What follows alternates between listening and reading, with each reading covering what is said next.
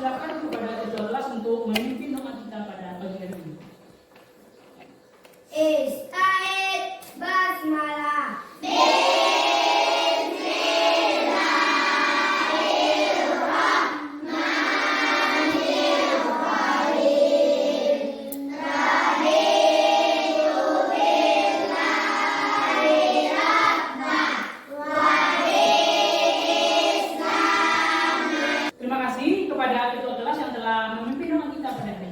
Mudah-mudahan kegiatan pembelajaran kita berjalan dengan lancar dari awal sampai akhir. Sebelum kita memulai pembelajaran hari ini, Bapak akan mencek kehadiran Anda semua. Siapa yang tidak hadir? Cukup? Tidak ada. Berarti kehadiran Anda cukup. Bagus. Selanjutnya, untuk memupuk semangat dan motivasi Anda semua, mari berikan Bapak tepuk 1 sampai 5. Bisa? Bisa. Bisa? Bisa. Silakan berdiri atau boleh di luar meja, silakan. Nah, siap dengarkan aba-aba yang Bapak berikan. Siap? Siap. Tepuk 1. Tepuk 2. Tepuk 3. Tepuk 4. Tepuk 5. Bagus, silakan duduk kembali. Sekarang Bapak ingin bertanya, apakah Anda siap untuk mengikuti pelajaran hari ini? Siap. Bapak ingin bertanya, apakah masih ingat pembelajaran kita minggu lalu? Siapa yang masih ingat pembelajaran kita minggu lalu? Apa? Bagus. Tanda-tanda usia balik menurut ilmu biologi. Apa saja tanda-tanda usia balik bagi anak laki-laki menurut ilmu biologi? Siapa yang bisa? Mimpi basah. Bagus. Mimpi basah, apa lagi? Tumbuh jakun. Bagus, apa lagi? Tumbuh bulu di sekitar daerah tertentu. Itu tanda balik menurut ilmu biologi yang terjadi pada anak laki-laki. Yang kedua, tanda balik bagi anak perempuan. Siapa yang bisa menjawab? Apa? Mengalami haid. Bagus. Apa lagi? Tumbuh bulu di sekitar daerah tertentu. Apa? Itu tanda-tanda usia balik yang dijelaskan dalam ilmu biologi. Untuk sekarang Bapak ingin mengajukan beberapa pertanyaan terkait dengan materi kita mengenai hadas besar dan cara mensucikan hadas besar. Apakah Anda pernah mendengar kata hadas? Pernah mendengar? Pernah. Apa yang dimaksud dengan hadas? Bagus, kotor. Apa itu hadas? Kotor. Kalau orang yang kotor berarti dilarang melakukan sesuatu hal. Apa saja yang dilarang dalam keadaan berhadas itu? Sholat. Bagus. Orang yang berhadas itu sebelum mensucikan diri maka dia dilarang untuk sholat. Sekarang pertanyaan selanjutnya, apa yang Anda ketahui tentang mandi? Menyiram badan, apa lagi? Membersihkan badan. Adapun tujuan pembelajaran yang ingin Anda capai setelah mengikuti pembelajaran ini adalah yang pertama, Anda memahami arti hadas. Yang kedua, menyebutkan penyebab seseorang itu berhadas. Yang ketiga, menyebutkan hal-hal yang dilarang ketika berhadas. Yang keempat, memahami arti mandi wajib. Dan yang kelima, menyebutkan tentang tata cara pelaksanaan mandi wajib. Itulah dia tujuan pembelajaran kita hari ini.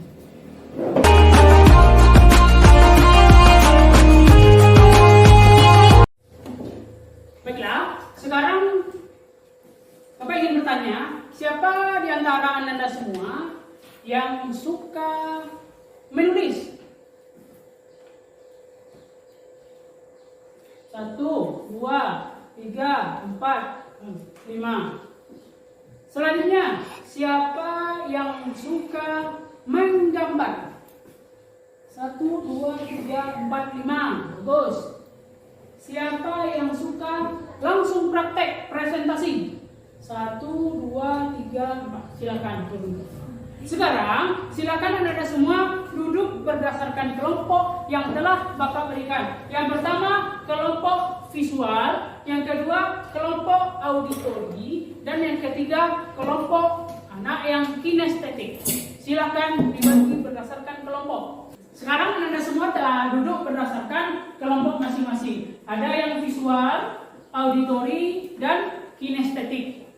Untuk sekarang silakan amati, simak, dan tonton video berikut yang menjelaskan tentang materi hadas besar.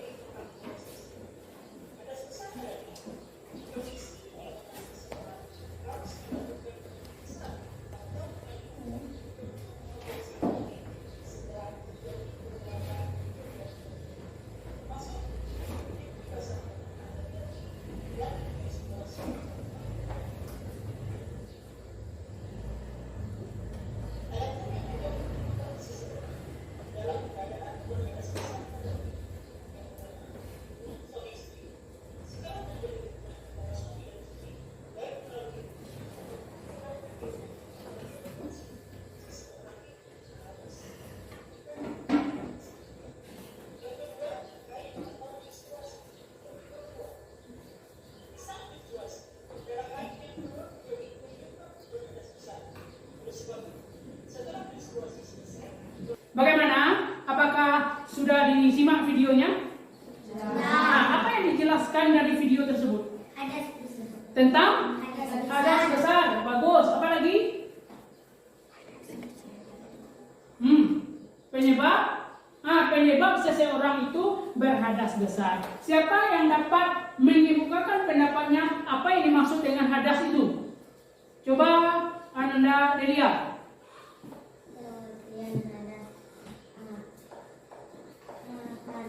Itu yang dijelaskan dalam video itu tentang pengertian hadas. Apa itu? Keadaan tidak suci bagi seseorang sehingga menjadikannya tidak sah dalam melakukan ibadah.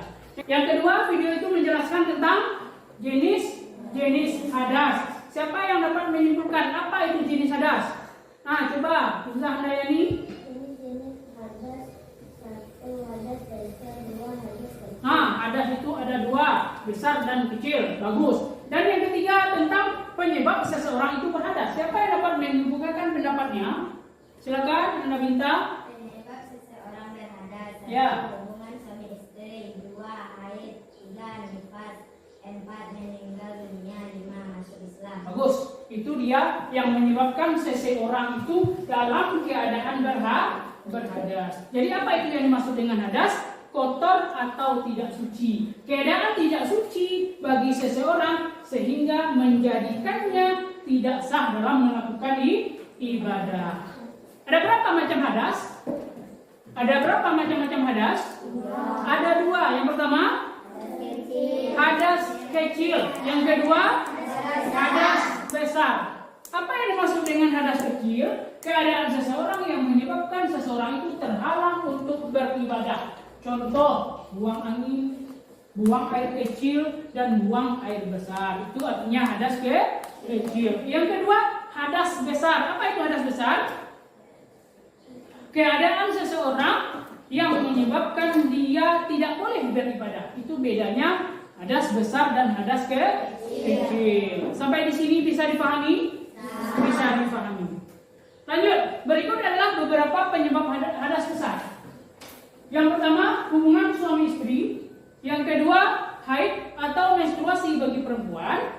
Yang ketiga, nifas yaitu setelah melahirkan. Yang keempat, meninggal dunia. Dan yang kelima, masuk Islam. Itulah yang dijelaskan mengenai perkara hadas besar. Sekarang apa saja yang dilarang apabila kita berada dalam keadaan berhadas besar? Yang pertama, kita semua apabila dalam keadaan berhadas besar itu tidak boleh melaksanakan ibadah sholat fardu. Nah, untuk ibadah kalau kita berhadas tidak boleh, harus mensucikan diri dulu. Nah, yang kedua, tidak boleh berpuasa. Yang ketiga, tidak boleh menyentuh mushaf Al-Quran. Yang keempat, tawaf. Apa itu tawaf? Melaksanakan serangkaian ibadah haji. Sampai di sini bisa dipahami? Bisa. Ada yang ingin bertanya? Tidak. Nah, untuk Anda yang kelompok visual, Bapak ini ada gambar tentang tata cara pelaksanaan mandi besar. Silakan diamati dan dibaca. Lalu ditulis apa yang kalian amati terhadap gambar tersebut. Apa yang kalian pahami dari gambar itu?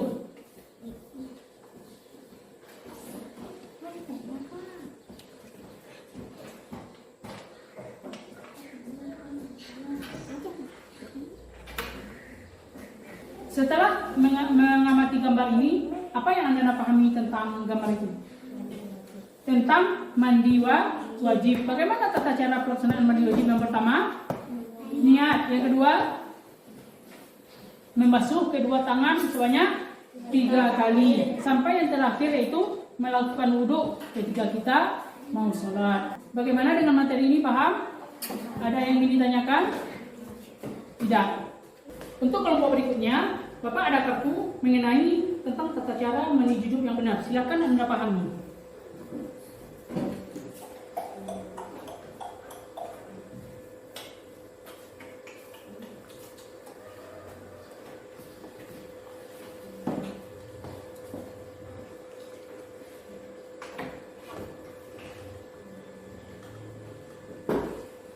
Bagaimana? Sudah dipahami? Sudah? Sekarang silakan Anda semua tempel di papan tulis berdasarkan urutan yang telah Bapak berikan. Silakan.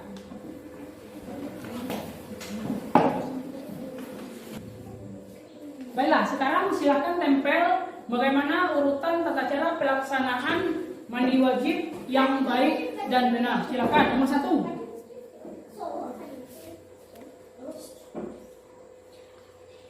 Ya, nomor 2.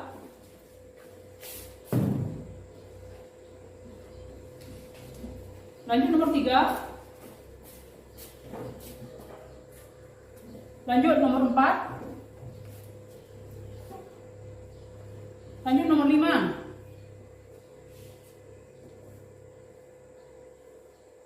Lanjut nomor 6. 7. Dan 8. Baiklah, itulah dia tata cara pelaksanaan mandi wajib. Apa yang pertama? Berniat. Yang kedua? Yang ketiga? Nah, yang keempat? Yang kelima? Basuh rambut dengan tangan ke seluruh permukaan kepala sampai akar. Nah, yang ketujuh? Pakai sabun. Lanjut yang terakhir? Berwudu lagi. Nah, berwudu lagi ketika kita akan sholat. Bisa dipahami materi? Bisa, silakan duduk kembali. Untuk kelompok berikutnya, silakan Anda simak video terkait dengan tata cara pelaksanaan mandi wajib.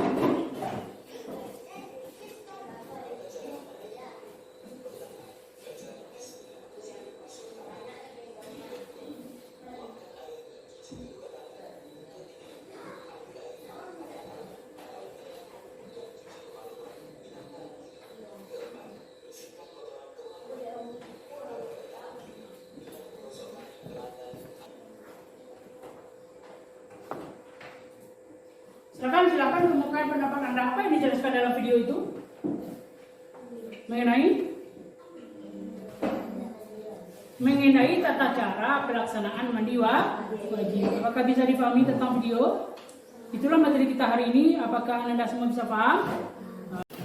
Baiklah, untuk selanjutnya kalian semua Bapak beri tugas untuk peserta didik yang visual, silahkan menggambar tentang tata cara pelaksanaan mandi wajib.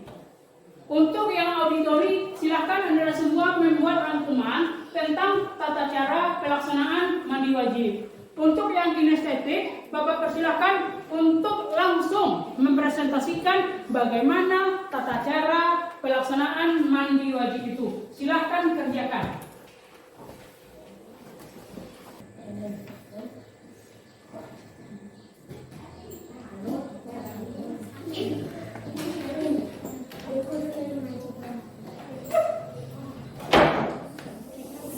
Bagaimana Anda semua? Apakah sudah selesai? Sudah. Silakan yang pertama kelompok visual untuk memperlihatkan hasil karyanya ke depan.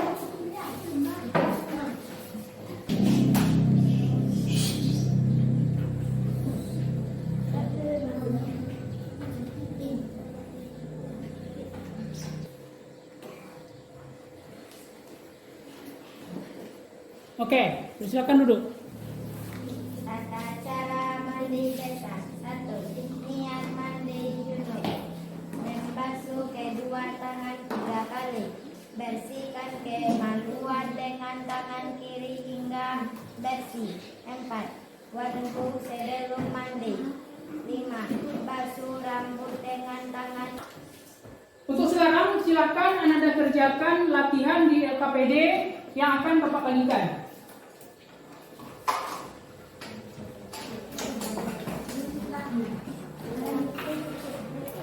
Bagaimana tugasnya? Apakah sudah selesai? Sudah. Kumpulkan.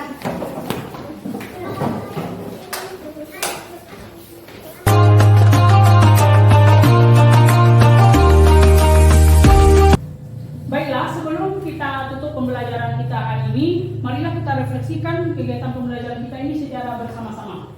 Bagaimana perasaan Anda setelah mengikuti pembelajaran hari ini? Senang, alhamdulillah. Apa saja kegiatan yang menyenangkan tersebut? Menggambar, apa lagi?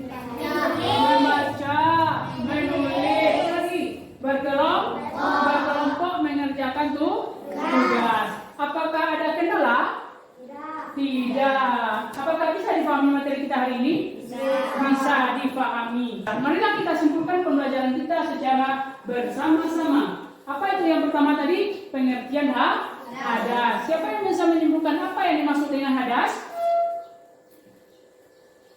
Apa itu hadas? Silakan Anda Nadif. Apa yang dimaksud dengan hadas?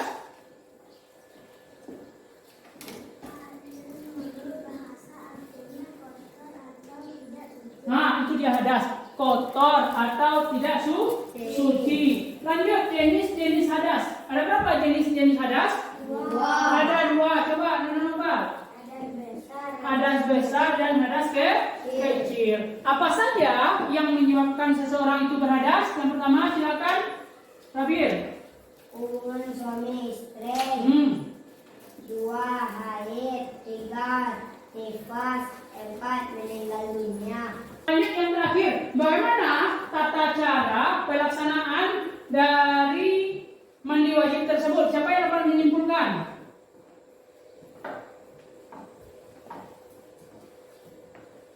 Silakan Nana Bintang. Tata cara pelaksanaan mandi wajib.